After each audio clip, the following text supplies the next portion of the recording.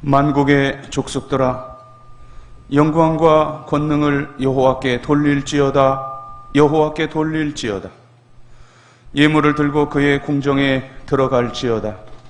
아름답고 거룩한 것으로 여호와께 예배할지어다. 하나님은 영이시니 예배하는 자가 영과 진리로 예배할지니라. 아멘.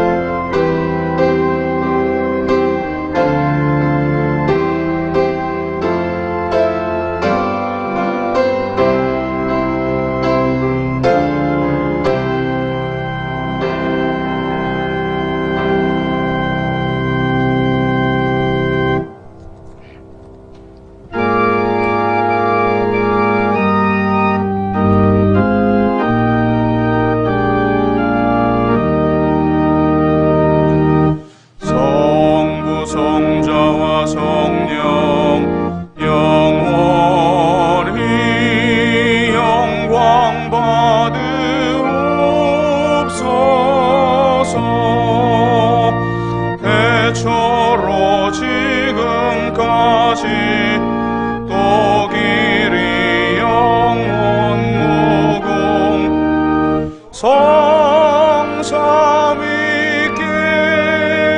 영광. 아멘. 세세무궁토록 홀로 영광을 받으실 전능하신 하나님 아버지, 거룩한 주일 성도들이 성전에 모여 하나님께 영광을 돌리며 찬미를 올려드립니다. 저희들이 드리는 이 예배를 기쁘게 받아 주시옵소서. 참회하는 심령에 평안을 주시고 연약한 심령은 굳게 세워주시고 우둔한 자들에게는 진리의 말씀을 충만하게 채우시사 지혜롭게 하여 주시옵소서. 오늘도 강단에 세우신 주의 종을 성령으로 충만하게 하시고 들려주시는 말씀을 통하여 낙심한 심령에는 신령한 위로가 넘쳐나게 하시며 고난과 슬픔을 당하는 자는 능히 세상을 이길 수 있는 굳건한 믿음을 소유할 수 있도록 믿음을 더하여 주시옵소서. 저희들의 예배를 받으시는 주님 예수 그리스도의 이름으로 기원하옵나이다. 아멘.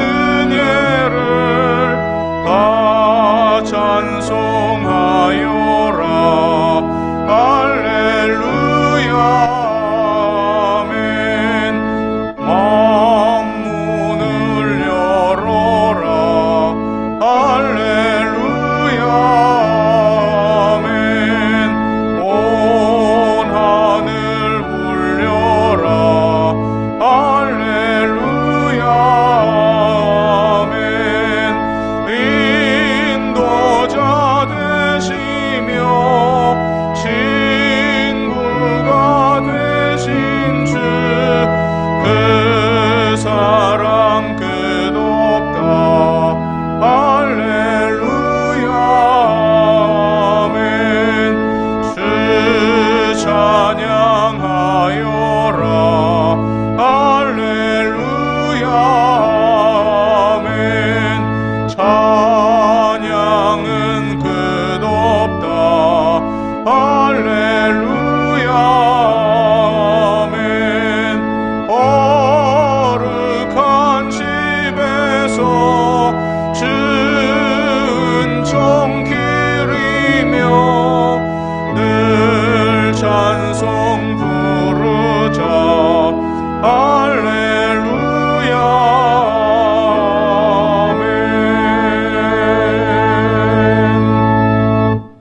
자리에 앉으시고 고백의 기도를 드립니다. 거룩하신 하나님, 저희들은 아버지의 온전하심과 같이 온전하기를 소망합니다. 하오나 연약한 육신에 매여 원하는 바와는 달리 늘 실족하고 넘어집니다.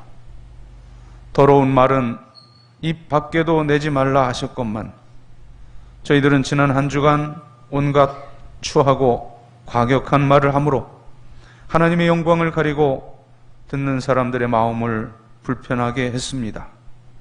음행과 더러운 것과 탐욕은 이름조차 부르지 말라 하셨는데 저희들은 오히려 그 죄악된 것을 즐기고 추구하며 살았습니다. 하나님만을 의뢰하고 믿음으로 살아야 하겠다는 것은 결심에서만 그칠 뿐 실제 생활 속에서는 내 경험을 앞세우고 물질을 의뢰하고 의로운 길을 포기하였습니다. 하나님, 자녀답지 못했던, 자녀답게 살지 못한 모든 죄를 용서하여 주옵소서. 예수님의 이름으로 고백의 기도를 드리옵나이다. 아멘. 하나님과 나만이 아는 죄와 허물을 고백하며 참회의 기도를 계속 드립니다.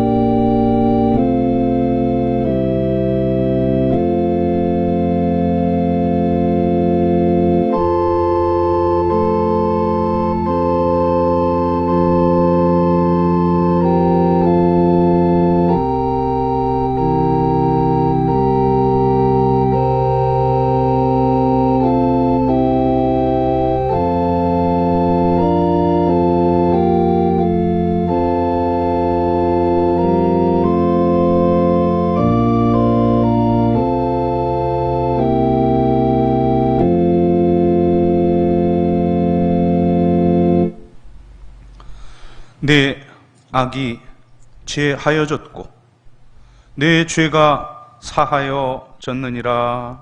아멘. 나는 전능하신 아버지 하나님 천지의 창조주를 믿습니다. 나는 그의 유일하신 아들 우리 주 예수 그리스도를 믿습니다. 그는 성령으로 잉태되어 동정녀 마리아에게서 나시고 본디오 빌라도에게 고난을 받아 십자가에 못 박혀 죽으시고 장사된 지 사흘 만에 죽은 자 가운데서 다시 살아나셨으며 하늘에 오르시어 전능하신 아버지 하나님 우편에 앉아 계시다가 거기로부터 살아있는 자와 죽은 자를 심판하러 오십니다. 나는 성령을 믿으며 거룩한 공교회와 성도의 교제와 죄를 용서받는 것과 몸의 부활과 영생을 믿습니다. 아멘. 자리에 일어나시고 교동문 80번 고린도후서 4장의 성시를 교독합니다. 우리가 이 보배를 질그릇에 가졌으니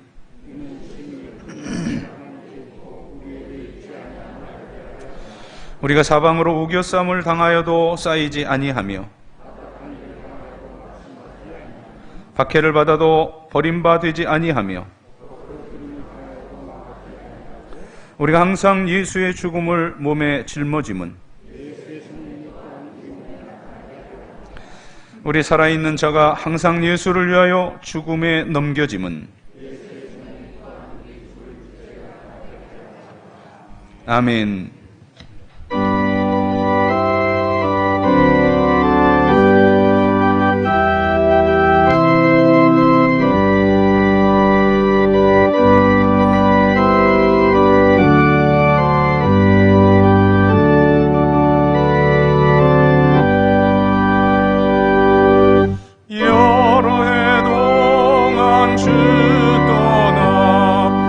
세상 연락을 즐기고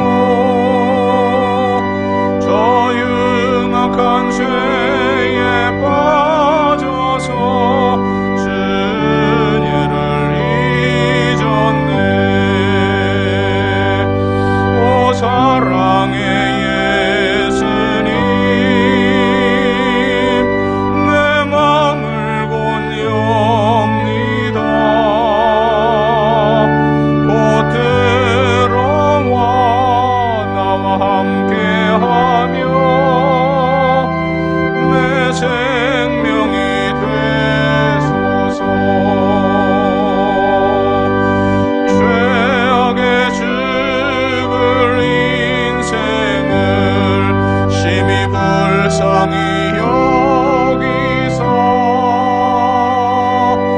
저 하늘의 영광 버리고 이 세상에 오셨네.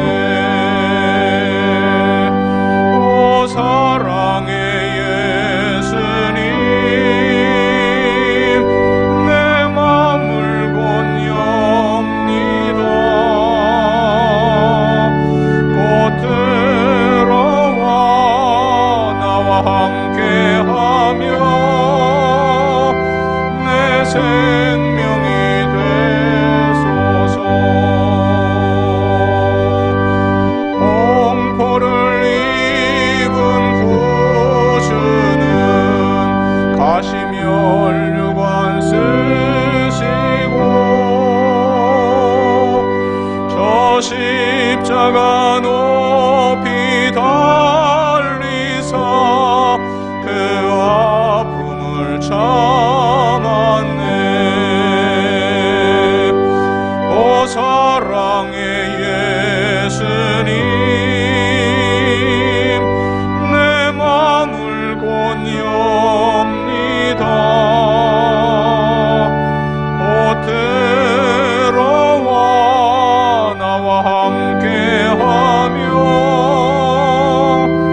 내 생명이 되소서.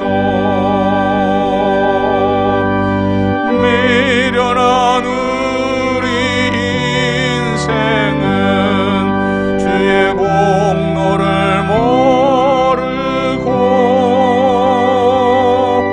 그 쓸쓸한 사막 가운데 늘 헤매고 다녔네. 오 사랑의 예수님, 내 맘을 건엽니다.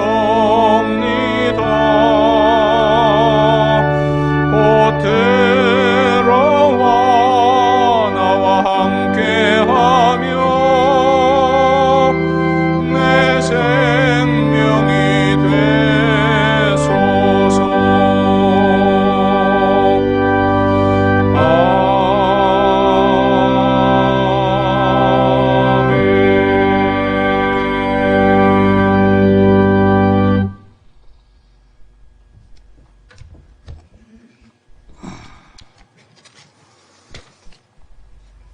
우리의 삶을 늘 주관하여 주시고 인도하여 주시는 하나님 아버지, 이 풍성한 계절을 열어주시고 10월을 시작하는 첫 주일에 주님 존전에 나와 기도와 찬송과 말씀으로 나아가오니 이 죄인의 기도를 받아 주시옵소서. 지난 주간 우리는 고유의 명절 한가위 중추절을 보냈건만 사상 초유의 팬데믹으로 인하여 사랑하는 가족들을 대면하지 못하였고, 무서움과 두려움으로 인하여 정부의 방침을 준수하며 힘든 시간을 보내게 됨을 회개합니다. 올 한 해는 코로나19가 우리의 신앙생활을 셧다운시키며 송두리째 흔들어 놓았으며 비대면으로 온라인 영상 예배를 드리기를 반복하여 삶 자체가 언택트로 인하여 길이 보이지 않고 있는 실정입니다. 하나님, 우리들의 죄를 용서하여 주시고 다시는 주님을 멀리하지 않게 하여 주시옵소서.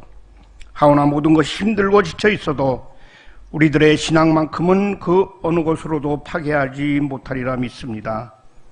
성령님의 인도하심으로 이 성전을 지켜주시고 이곳에 출입하는 모든 심령들의 안위를 인도하여 주시옵소서.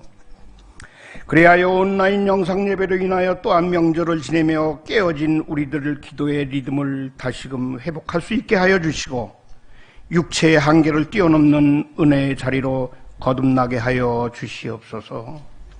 우리 자신이 주 여호와께서 베푸시는 기적을 체험하는 모든 성도들이 될 줄로 믿사오며 남은 3개월의 기회를 우리들 삶의 축복의 시간으로 사용하게 하옵시며 나아가 평생에 기도하리라 고백하며 불쌍한 저희들의 삶을 온전히 주님께 드리는 새벽형 성도들로 삼아 주시옵소서. 그래야 괴물 바이러스를 이 지구상에서 영원히 박멸케 하여 주시옵기를 간절히 소망하며 기도하옵나이다.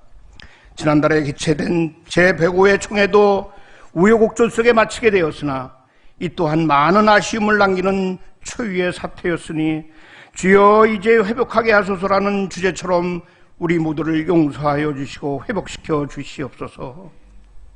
어려운 가운데에서도 회집 예배를 통하여 영광 받으시는 하나님 아버지, 이 시간 드리는 예배가 얼마나 소중한가를 깨달으며 성령과 진리로 드려지게 하옵소서. 성령님의 크신 은혜를 체험하는 복된 시간이 되며 한 영혼도 예배의 방관자가 되지 말게 하시고 온 마음으로 하나님을 높이는 귀한 시간이 되게 하여 주시옵소서. 오늘도 단위에서 말씀을 전하시는 남상국 목사님을 성령의 능력으로 사로잡아 주셔서 이 시간 저희들에게 주시는 하나님의 음성이 차고 넘쳐서 정의와 공의가 하수같이 흘러 큰 바다를 이루게 하여 주시옵소서. 그래야 이 혼돈의 시대를 여호와 이레의 하나님 함께 열어가는 크신 목자로 삼아주시고 한결같은 마음으로 주님과 영소교회를 섬기게 하여 주시옵소서. 아울러 영소의 모든 교육자들과 어린 심령에서부터 작년에 이르기까지 코로나19로 인해서 어려움을 겪지 않게 하옵시며 그들의 가정과 생업 위에 십자가의 보혈로 홀로 영광받는 축복되고 평안을 누리는 성도들이 다 되게 하여 주시옵소서.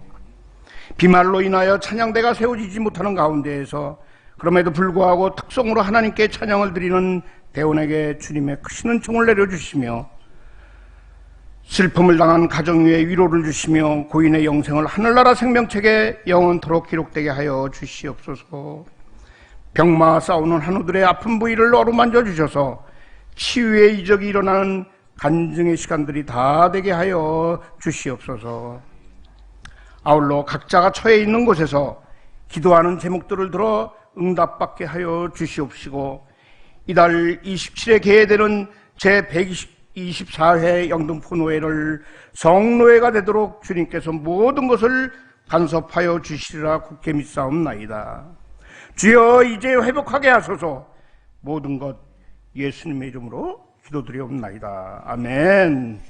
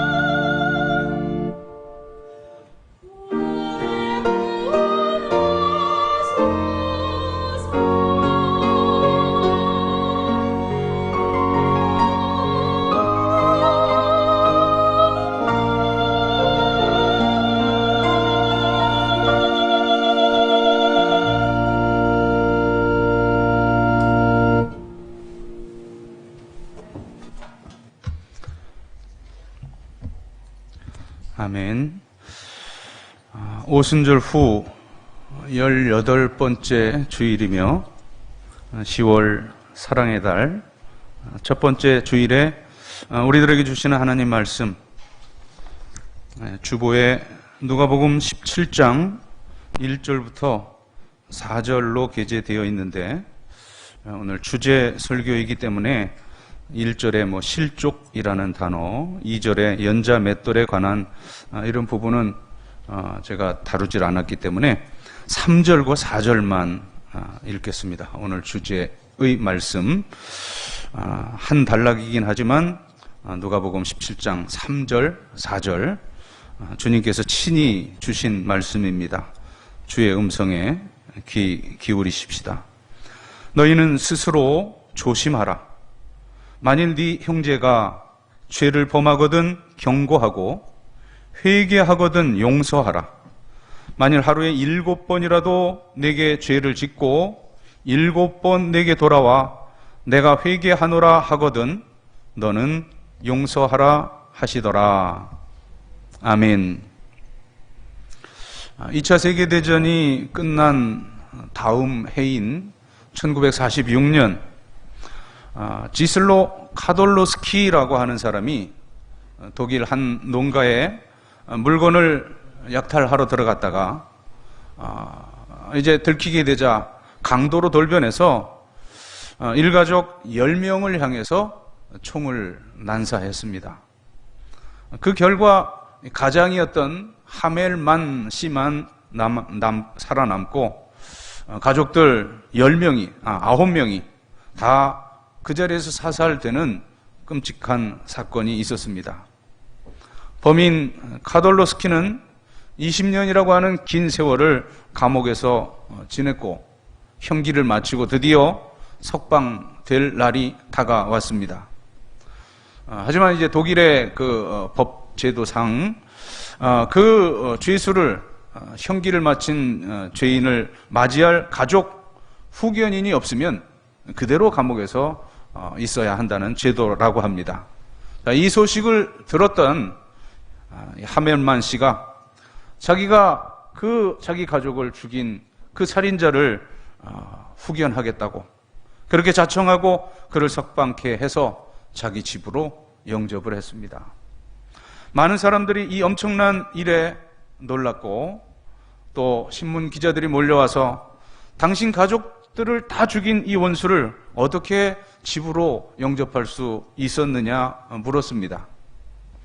그때 하멜만 씨가 했던 대답입니다.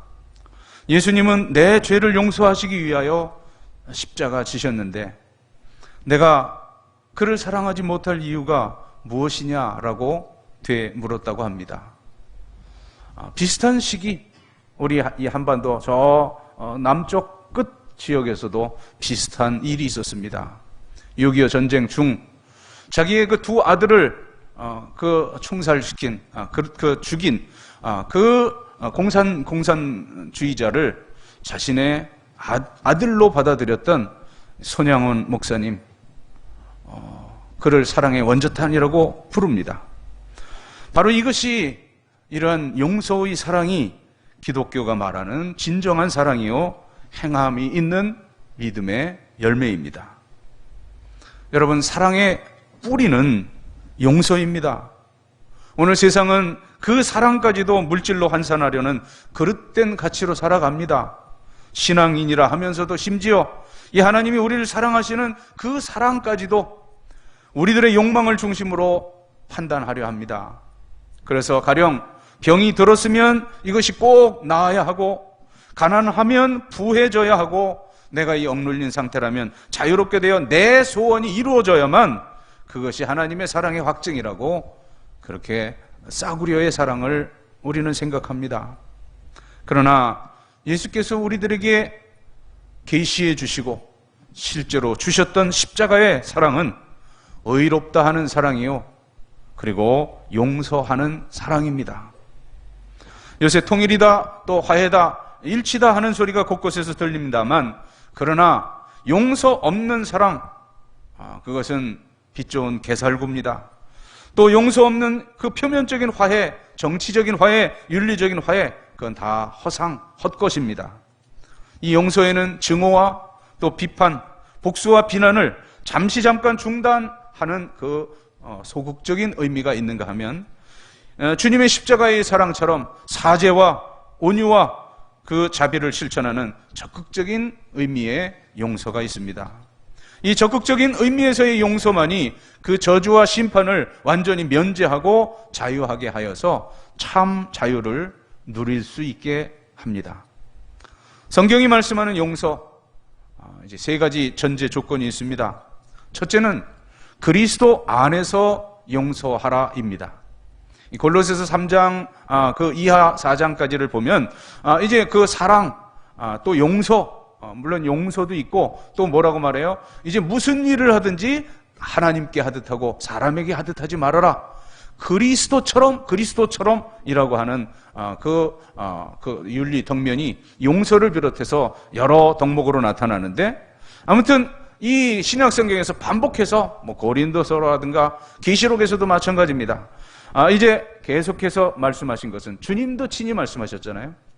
사랑하라, 내가 너희를 사랑한 것과 같이 너희가 서로 사랑하라 말씀하신 것처럼 이 용서에 대해서도 주께서 너희를 용서하신 것 같이 너희도 서로 용서하라 성경은 말씀합니다.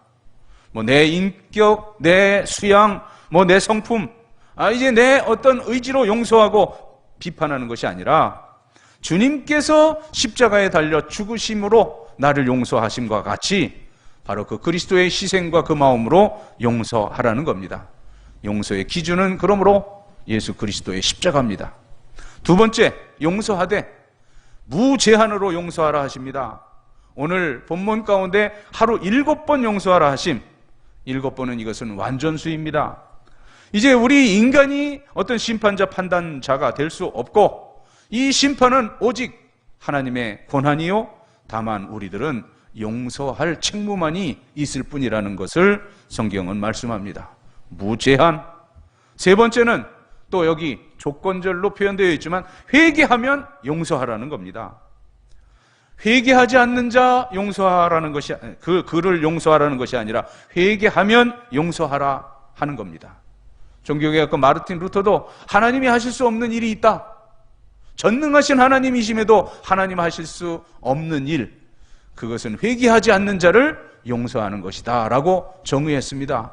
이 사죄는 이제 그 은혜를 받은 자들이 바로 하나님께 고백하는 그 고백 하에 이 용서가 완성이 된다는 것입니다. 물론 이제 죄를 중단하지 않고 계속 그 범하는 자를 용서한다면 그것은 오히려 죄를 묵인하는 것이 되고 그 죄를 허용해 버리는 것이기 때문에 회개하거든 용서하라는 단서를 넣습니다.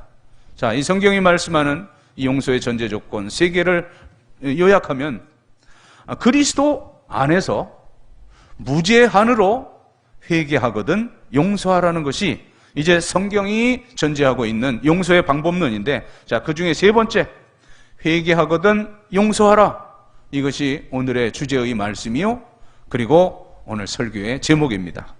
본문 3절, 너희는 스스로 조심하라. 만일 네 형제가 죄를 범하거든 경고하고 회개하거든 용서하라. 우리들에게 이 죄에 물들거나 가담하지 않도록 먼저 당부하시는 한편, 그러나 이제 다른 사람과의 관계에서는 회개하는 자는 반드시 용서하라고 말씀하십니다. 자, 그러면 이 회개하거든 용서하라는 이 말씀 어떤 의미를 지니는가? 자칫하면 이것을 자기 이제 주관적인 의미로 오해하여서 나 중심적 판단해서 내게 잘하니 내가 용서하고 그리고 내게 돌아오니 용서하라는 그러한 편벽한 것으로 생각할 수 있습니다. 그러나 여기서 이 돌아온다는 의미, 이것은 하나님과의 관계입니다. 하나님께로 돌아오는 그 객관적인 의미를 먼저 생각해야 하는 것입니다. 다시 말하면 자기 생각에만 머물러 있던 사람이 이제 하나님의 뜻으로 돌아오고, 그리고 이 세속적인 생각에 머물러 있던 사람이 하나님께 돌아옴을 말하는 것입니다. 그러므로 이 내 마음에 합당하냐 아니냐가 아니라 이제 그 상대방의 그 마음과 영혼이 하나님께 돌아온다면 반드시 용서하라는 그런 뜻입니다. 하나님께 회개하면 하나님께서 용서해 주신다고 하는 그러한 궁극적 신학적인 의미가 또한 여기 있습니다. 자, 하나님대로 그 징계하신 날짜까지도 정해 두셨다가 회개하면 용서해 주십니다. 바로 이것 때문에 요나가 불평하지 않았습니까? 하나님은 그 니느웨 성을 40일 후에 망하게 하시겠다고 요나에게 통고하라고 명하셨고, 요나는 정말 내키지 않았지만 그 니느웨에 가서 40일 후면 이 니느웨가 망한다고 외쳤습니다. 그런데 니느웨 왕을 비롯해서 온 백성들이 다 죄를 뒤집어쓰고 회개하자 하나님은 그 40일 후 멸망의 계획을 150년이나 보류하시고 당장의 심판을 취소해 주셨습니다. 이때 요나는 매우 화가 나서 내가 이럴 줄 알았기에 처음부터 전하지 않으려고 했다고 하나님께 대들고 있습니다. 그러나 하나님은 이 니느웨 성에는 네가 잠깐 났다가 쉬던 박넝쿨도 아꼈거든. 이 니느웨 성에는 좌우를 분별하지 못하는 자들, 곧 어린아이만 12만 명이다 라고 하나님께서 말씀하시고, 깨달음 받은 요나는 유구무원, 아무 말 없이 요나서는 그렇게 끝이 납니다. 그러므로 하나님이 용서하시는 자를 사람들이 벌하고 내가 인간이 심판할 수 없다는 말씀입니다. 회개하면 용서하고 자유하게 하라는 것이 성경의 말씀입니다. 자, 그러면 오늘 본문 말씀, 이 용서에 대해서 아주 간결하면서도 농축된 기독교 핵심 교리를 말씀해 주고 있는데, 첫째, 성경이 말하는 그러한 전제 조건과 오늘 주제와도 연결되어 있습니다. 첫 번째는 이건 무조건적인 명령입니다. 직접적인 명령입니다. 첫째, 회개하면 회개하거든 용서하라. 3절 4절 다시 읽습니다. 너희는 스스로 조심하라. 만일 네 형제가 죄를 범하거든 경고하고 회개하거든 용서하라. 만일 하루에 7번이라도 네게 죄를 짓고 7번 네게 돌아와 내가 회개하노라 하거든 너는 용서하라. 이 본문의 말씀은 문자 그대로 생각해 보십시다. 어떤 친구가 하루 나에게 7번 와서 잘못을 반복했는데 그 잘못할 때마다 용서를 구한다면, 여러분 이것이 내 일이라고 한번 생각해 보세요. 정말 내 인내심이 몇 번까지 견딜 수 있겠습니까? 아마도 2번, 3번만 반복돼도 넌 구제불능이다, 용서할 가치조차도 없다고 아마 우리는 포기해버리고 말 것입니다. 그러나 이제 다른 본문인 마태복음 18장 22절에서는 이것도 역시 주님께서 직접 친히 주신 말씀이에요. 마태복음 18장 22절입니다. 예수께서 이르시되 내게 이르노니 7번뿐 아니라 7번을 70번까지라도 할지니라. 보다 폭넓게 말씀하시는데요. 아까 7번 용서하라 완전수라 그랬죠. 역시 여기에 70 7번 단순하게 말하면 490번까지라도 용서하라 하심인데, 이것은 무제한적인 용서를 의미하는 말씀으로 우리 인간에게는 그 용서를 제한할 권리가 없다는 주님의 명령인 것입니다. 흔히 죄인은 미워하되 죄인은 사랑하라고 쉽게 말하죠. 옳은 말씀입니다만 참으로 이것이 실현하기가 쉽지 않습니다. 누군가가 잘못했을 때 우리들은 그 사건에 대해서만 잘못을 인정하기보다는 오히려 이제 한 걸음 더 나아가 아예 그 인간 자체를 나쁜 그러한 그 악인으로 그냥 치부해버립니다. 또 반대의 경우 죄인을 사랑한다고 하다가 그 죄까지 허용하는 그런 오류까지 범하는 그 모습이 우리들에게 있습니다. 죄는 미워하되 죄인을 사랑한다는 이것이 오늘 본문에 확연히 드러나는 말씀입니다. 그러므로 이 죄와 그 회개하는 죄인에 대한 구별이 분명해야 한다는 의미가 있습니다. 두 번째, 본문에서 말씀하는 규율이 첫 번째가 회개하거든 용서하라는 직접 명령이라면, 이 두 번째, 세 번째는 이제 여기 담겨 있는 우리에게 의롭다 하시는, 우리를 구원하시는 그런 구원의 교리가 담겨 있는데, 두 번째 의미적 교훈입니다. 이것은 이 용서는 그 상대방인 죄인을 살리는 의미가 있다는 것입니다. 용서받지 못하는 죄인은 그 죄, 그 저주의식, 그 형벌 때문에 스스로 자유하지 못합니다. 그래서 주님께서 이것을 채무관계로 비유하면서 홀이라도 갚지 않으면 그 옥에서 나오지 못하리라 라고 말씀한 겁니다. 절대 그 빚을 갚지 못하면 자유할 수 없습니다. 이 죄와 용서의 관계가 마치 이 빚진 자의 상태의 그 입장과 같다는 말씀입니다. 빚을 졌으면 반드시 갚아야지, 아니면 채권자로부터 탕감을 받아야지 자유할 수가 있는 겁니다. 자유하게 하는 자로부터 풀려남, 그것으로 자유하는 것이지 나 스스로 뉘우치고 결심한다고 자유하게 되는 것이 아니라는 말씀입니다. 갚을 것은 반드시 갚아야만 자유할 수 있다. 즉 회개하고 용서를 받아야만 거기에 자유함이 있다는 말씀입니다.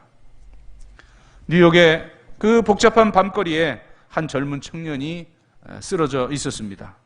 언젠가 이 다이제스트라고 하는 잡지에서 읽은 내용인데요. 이 거의 죽어가고 있는 이 상태에서 뭔가 이 청년이 계속 중얼거립니다. 신고를 받고 출동한 경찰관이 자세히 들어보니 의식이 거의 없는 중에도 나는 아버지께 용서받아야 한다. 나 아버지께 내가 용서받아야 한다. 그것을 중얼거리고 있는 겁니다. 경찰이 이제 조회를 해서 그 아버지를 조회해서 알고 보니 당시 뉴욕의 저명한 재벌이었다는 것입니다. 경찰은 곧 그의 아버지에게 전화를 해서 지금 당신 아들이 죽어가고 있는데 이 아들이 마지막으로 아버지께 용서를 구하고 있다고 그렇게 연결을 해줍니다. 이제 그 아들이 어느 정도 이제 그러한 아버지와 그 교신이 되고 있는 것을 인식하고 아버지 저를 용서해 주십시오. 저는 아버지께 용서받아야 합니다. 그 내용은 모르겠습니다. 저도 용서받아야 합니다 하자 아버지가 내가 이놈 너를 용서했지. 좀 더 빨리 와서 용서받았으면 그 자유하게 살 수 있었는데 왜 이제야 용서를 비느냐 안타까워했습니다. 아들 역시 일찍 돌아가지 못했음을 이제 뉘우치면서 용서를 받고 나서야 아버지의 내가 너를 용서했다는 그 말을 듣고 나서야 숨을 거두었다는 그런 이야기입니다. 용서받지 못하고는 우리는 절대로 자유할 수 없습니다. 이제 이것이 주께서 나를 위해 십자가 지신 이유요. 그리고 또 내가 너를 사랑한 것 같이 사랑하라는 그 원리대로 이제 우리에게도 나에게 회개하는 자를 용서하라고 말씀하는 것입니다. 자, 본문에서 말씀하는 교리 첫째는 회개하거든 용서하라는 직접적인 명령이요. 두 번째 의미적 교훈으로 용서는 상대방을 살리는 의미가 있다고 말씀했는데 이것은 궁극적으로는 이제 나와 하나님과의 관계예요. 그래서 세 번째, 이 용서는 상대방인 그 죄인뿐만 아니라 근원적으로 나 자신을 살리는 의미가 있는 겁니다. 참된 승리가 뭡니까? 용서하는 것이 승리요, 사랑하는 것이 진정한 승리입니다. 조금이라도 미워하는 생각이 있다면 그것은 이미 패배한 것입니다. 레오나르도 다빈치의 최후의 만찬이라는 작품은 미켈란젤로의 그 천지창조와 더불어서 이 기독교 성화의 2대작이라고 그렇게 평가받습니다. 자, 최후의 만찬. 거기 예수님의 얼굴을 위시해서 이 12제자의 얼굴이 아주 개성적으로 그렇게 그려져 있는데 거기에는 재미있는 일화가 전해집니다. 레오나르도 다빈치가 이 베드로로부터 시작해서 이 제자들의 얼굴을 하나씩 성경에 나타난 대로 자기 상상력을 가미해서 그렇게 그려나가다가 이제 마지막 그 제자, 이 가룟 유다를 그릴 때는 자기 일생 동안 평생 괴롭혔던 그 원수 같은 친구를 생각하면서 이제 그 친구 평소 생각할 때 저놈만 생각하면 내가 마귀 같다 했던 그 친구를 모델로 해서 이 가룟 유다의 얼굴을 그렸다고 합니다. 이제 마지막 예수님의 얼굴을 그려야 하는데 좀처럼 영상이 떠오르지 않는 겁니다. 몇 해를 두고 고심해도 그 예수님의 얼굴을 완성하지 못했습니다.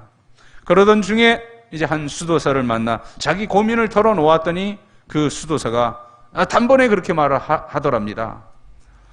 자네를 평생 괴롭히는 그 친구 용서하지 않고는 예수님의 얼굴을 끝내 그릴 수 없을 걸세. 이렇게 충고했다는 겁니다. 그는 곧 무릎을 꿇고 이제 하나님께 용서하지 못한 그 친구에 대한 회개를 했으며 그리고 마음으로 그 친구를 용서했답니다. 비로소 마음이 열려 예수님의 얼굴을 마무리할 수 있었다고 하는 그러한 일화입니다. 용서하지 않고는 내가 살 수 없다는 말씀입니다. 우리 속담에 빈대 잡으려고 초가삼간 태운다라는 속담이 있는데, 같은 표현을 하는 것은 아닌데, 비슷한 어떤 그 시인, 미국의 시인 에머슨이라고 하는 사람이 비슷한 표현을 했더라고요. 오늘 주제와 연관되어서 소개를 합니다. 다른 사람을 미워하는 것은 모기 한 마리를 잡겠다고 온 집안을 불태우는 것과 같다. 이렇게 재미있게 표현했습니다. 누군가를 미워하면 그 증오로 인해 내 마음이 어두워지고 내가 황폐해지기까지 해서 이제 가정도 직장도 나의 삶 모두가 다 망가지고 만다는 그런 뜻입니다.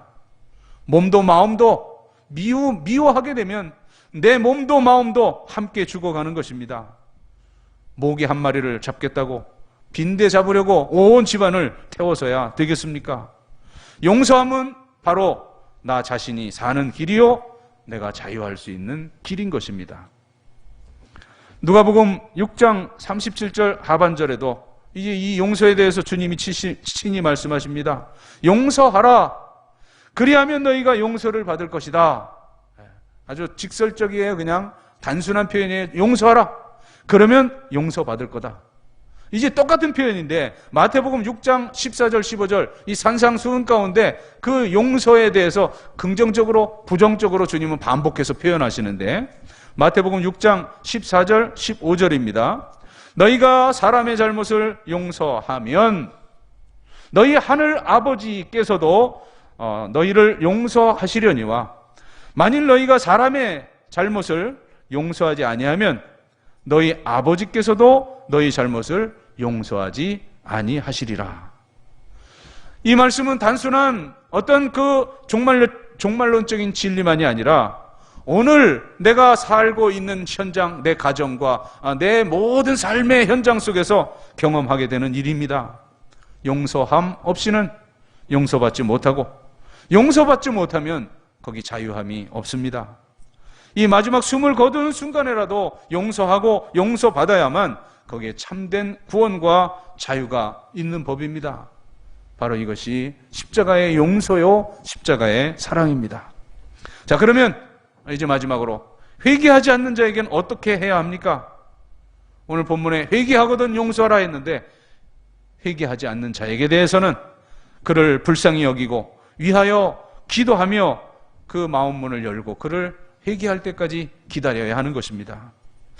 그러나 어느 때라도 회개하면 그 즉시 용서하라는 것이 성경의 교훈입니다.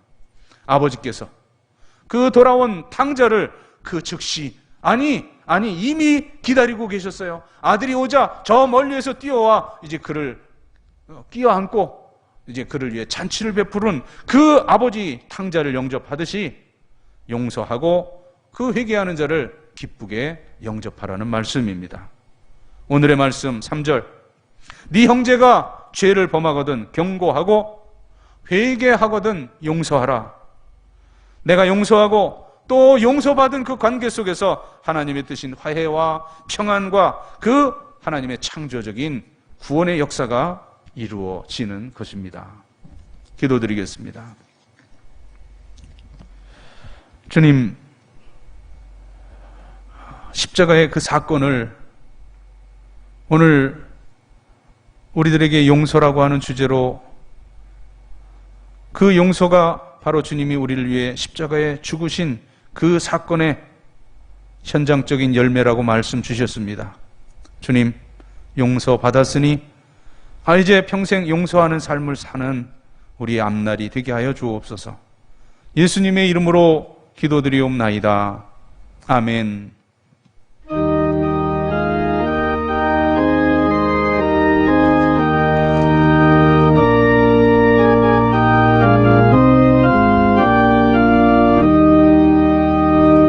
내 마음과 정성을 다하여서 주 너의 하나님을 사랑하라. 내 몸을 아끼고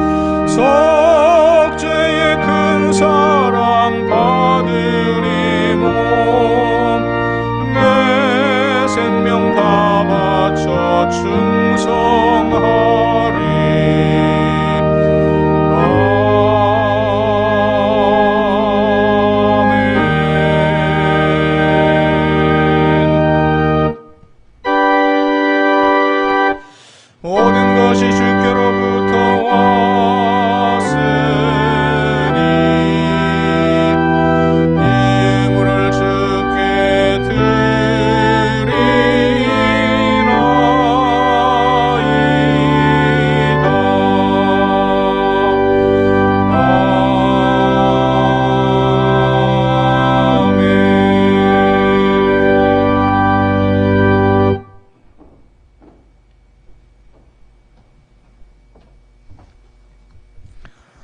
이 세상을 살아가면서 저희들이 누리는 모든 것들이 다 하나님께로부터 주어진 것임을 겸손히 고백하면서 하나님께서 주셨던 물질 가운데 10분의 1을 성별하여 11조의 예물을 드립니다.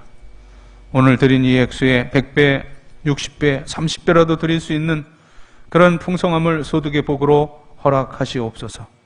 감사하는 성도들 감사의 열매 가득 안겨주시고 생일맞아 감사하는 성도들의 앞날이 살아온 모든 날보다 더더욱 복되고 복되게 하시옵소서.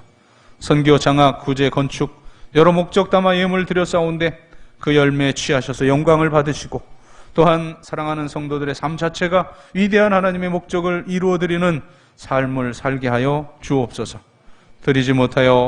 많이 드리지 못하여 안타까워하는 그 심령들 만져주시고 풍성히 드릴 수 있는 앞날도 열어 주시옵소서.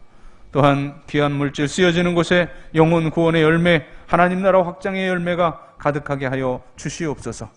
오늘도 여러 곳에 흩어져 있는 영서의 모든 식구들 어디 있든지 동일한 은혜 가운데 살게 하시며 군문에 있는 귀한 아들들 눈동자같이 지켜주시고 고통하여 또 병중에 있는 모든 환우들 주님의 권능의 손으로 만져주시고 창조의 원형으로 회복시켜 주시옵소서. 또한 주님 가정 원하는 기도의 제목들, 소망들 주님 안에서 아름다운 열매로 맺어져서 우리를 바라보는 세상의 모든 불신의 사람들이 나와 내 가정, 내 가문과 함께 하시는 살아계신 하나님을 발견하고 주께로 돌아오게 할 수 있는 그러한 증거, 이적, 표적이 풍성한 신앙의 명가들 되게 하여 주시옵소서. 감사드리며 축복하오며 예수님의 이름으로 봉헌의 기도를 드리옵나이다. 아멘.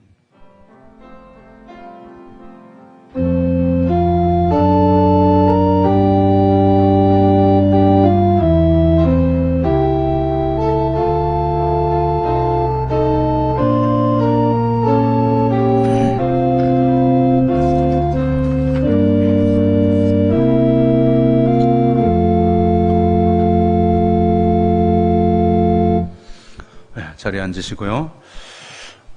코로나 벌써 이제 10달째, 작년 말까지 생각하면 11달째, 우리나라에서 이제 10달째 지금 계속 진행이 되고 있는데, 그런데, 지켜보면서 뭐, 저만이 아니라 여러분들도 생각이 그렇게 정리가 되실 텐데, 저는 이 추석, 그리고 어제 개천절까지 굉장히 좀 조마조마하게 지켜봤는데, 앞으로는 11월, 12월은 뭐 큰 변수는 없을 것 같습니다. 아무튼 잘 넘기면 우리가 지금 처음에 대구 지역 신천지 발 때는 이게 뭔가 그냥 알지 못하고 이렇게 그렇게 맞았는데 몇 달 지내고 보니까 뭐 5월 달 무슨 그 황금 연휴며 또 여름 휴가며 이런 것이 있으면 2주 동안 또 이렇게 반짝 이제 또 증가하게 됩니다.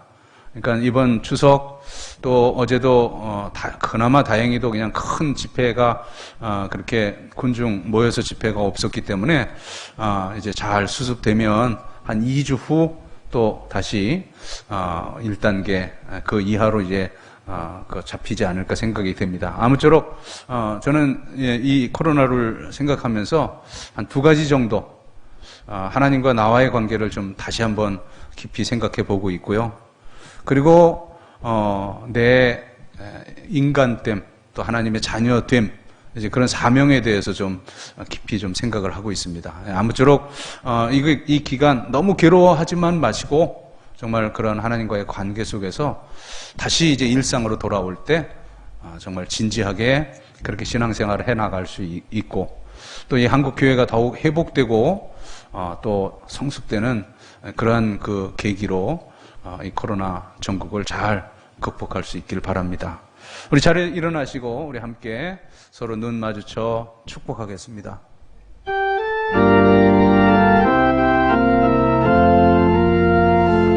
주의 사랑으로 사랑합니다. 주의 사랑으로 사랑합니다. 형제 안에서 주의 영광을 보며 주의 사랑으로 사랑합니다.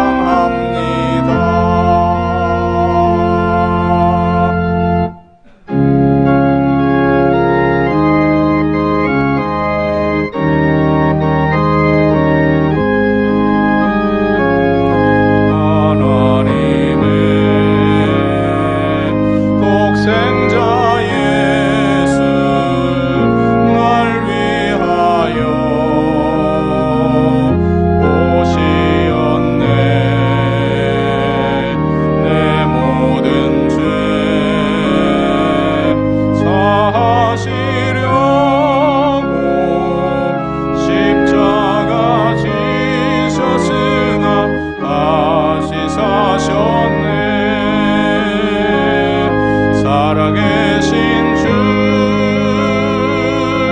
나의 참된 소망 두려움이 사라지네. 사랑의 주네 갈 길 인도하니 내 모든 삶의 기쁨 늘 충만하네.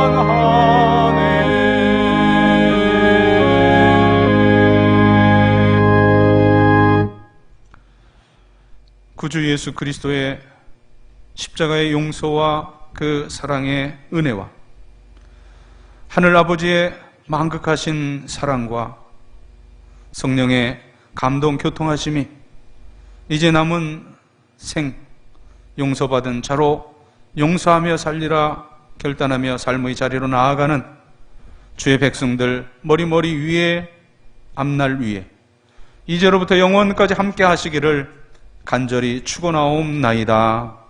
아멘.